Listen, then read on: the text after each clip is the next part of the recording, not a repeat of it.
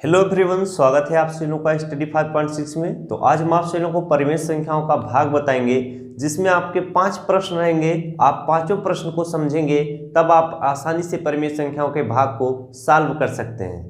तो चलिए वीडियो को शुरू करते हैं। तो यहाँ पर देखिए 4 प्रश्न लिखे गए हैं। ये किस लिए लिखे गए हैं? मैथ एक देखिए ऐसा सब्जेक्ट है, आप जितना प्रैक्टिस करेंगे उतना मैथ में आपकी पकड़ अच्छी बनेगी।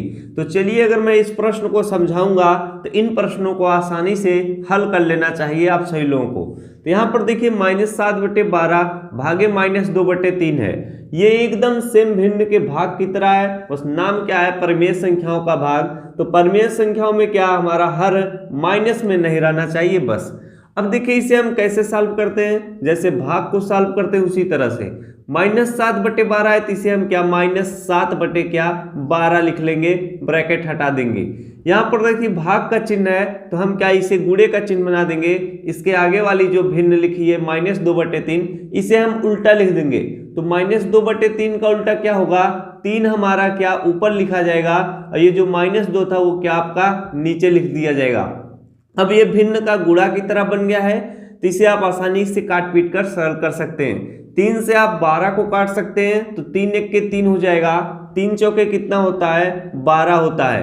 अब यहाँ पर देखिए कोई भी संख्या किसी से कटेगी नहीं, तो -7 का गुणा हम 1 में करेंगे, कितना होगा? -7 ही होगा। इसके बाद हम क्या करेंगे? 4 का गुणा -2 में करेंगे तो कितना हो जाएगा? -8 हो जाएगा। तो -7/-8 आ चुका है। मैं आपको बताया था कि अगर परिमेय संख्याओं का अंश माइनस में है और हर भी माइनस में हो तो वो क्या हो जाते हैं? ऑटोमेटिक प्लस में हो जाएंगे।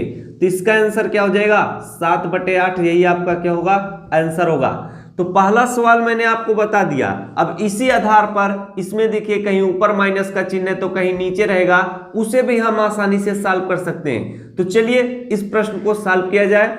अब देखिए ये जो प्रश्न लिखा हुआ है, इसी प्रश्न को हमने यहाँ पर लिखा हुआ है आपको समझाने के लिए। आपको इतने सारे प्रश्न कराने हैं जिससे आप परिमेय संख्याओं के भाग और साथ ही साथ आपकी प्रैक्टिस भी अच्छी हो जाएगी।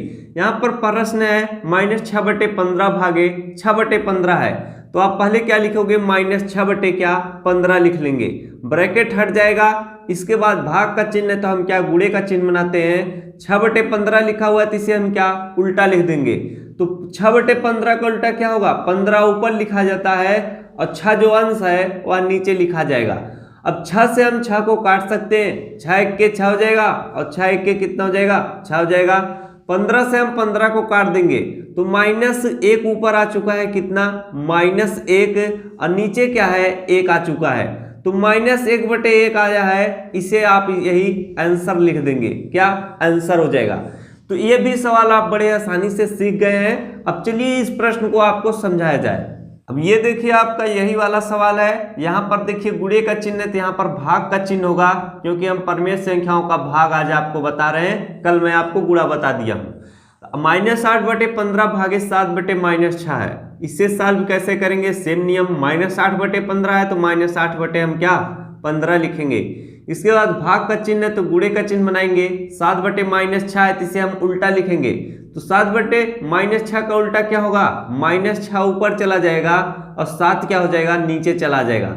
अब देखिए हम 8 और 7 तो कटेंगे नहीं, 6 और 15 कट जाएगा, किससे? 3 से। 3 दूना कितना हो जाएगा? 6 हो जाएगा। 3 पचे कितना हो जाएगा? 15 हो जाएगा। तो 8 का गुणा हम 2 में करेंगे, कितना हो जाएगा? 8 दूना कितना हो जाएगा? 16 हो जाएगा। इधर भी माइनस का चिन्ह है, इधर भी माइनस का चिन्ह है, तो माइनस और माइनस क्या हो जाएंगे? गुणा करने पर प्लस हो जाता है, तो इसे हम 16 लिखेंगे।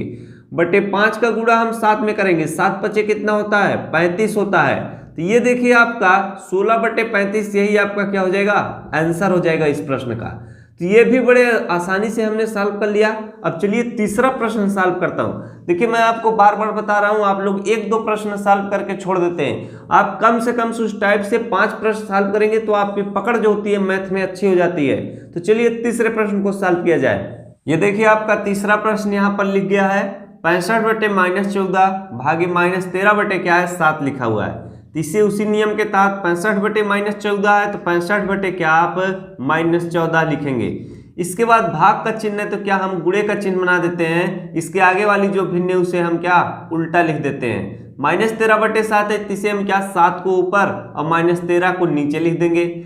अब देखिए कौन सी संख्या किससे कट रही है। 7 से 14 कट जाएगा आसानी से, तो 7 1 के 7, 7 दूना कितना हो जाएगा 14 हो जाएगा।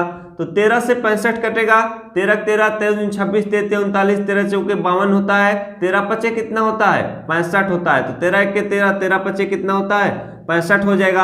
अब देखिए कोई भी संख्या किसी से कट नहीं रही है, तो यहाँ पर हम 5 का गुणा हम 1 में करेंगे कितना हो जाएगा 5 हो जाएगा। बटे का चिन्ह लाएंगे, -2 है और यहाँ पर -1 है, तो 2 का गुणा हम 1 में करेंगे 2 हो जाएगा। माइनस और माइनस क्या होते हैं प्लस हो जाते हैं, तो 5/2 इसका क्या हो जाएगा आंसर हो जाएगा। अब देखिए तीसरा भी प्रश्न हम लोगों ने सॉल्व कर लिया है। चौथा प्रश्न अगर हम लोग सॉल्व कर लेंगे तो ऐसे प्रश्नों को हम लोग क्या चुटकियों में सॉल्व कर सकते हैं। तो चलिए चौथा प्रश्न सॉल्व किया जाए।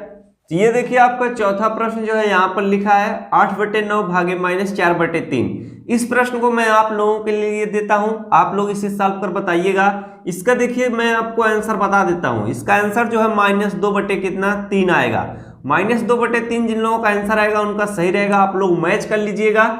जिनका आंसर -2/3 आएगा आप लोग समझिएगा मेरा सोल्यूशन सही है। कुछ लोगों को हिंट मैं दे देता हूं, नीचे माइनस आएगा, जब आप इसे सॉल्व करेंगे नीचे माइनस आएगा तो उसे आप क्या ऊपर लेके चले जाएंगे प्लस। मैं नियम बताया हूं तो हिंट देने की जरूरत नहीं है, जितना ये लोग सॉल्व कर लेंगे काफी अच्छा होगा। तो मिलते हैं आपसे लोग से अगले वीडियो में अगले टॉपिक के साथ। अगर वीडियो अच्छा लगा तो वीडियो को लाइक और चैनल पर नए चैनल को सब्सक्राइब करना ना भूलिएगा।